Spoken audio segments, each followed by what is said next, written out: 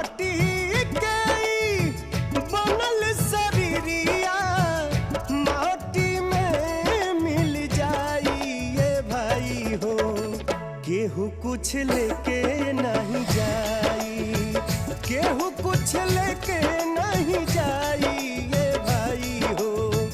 केहू कुछ लेके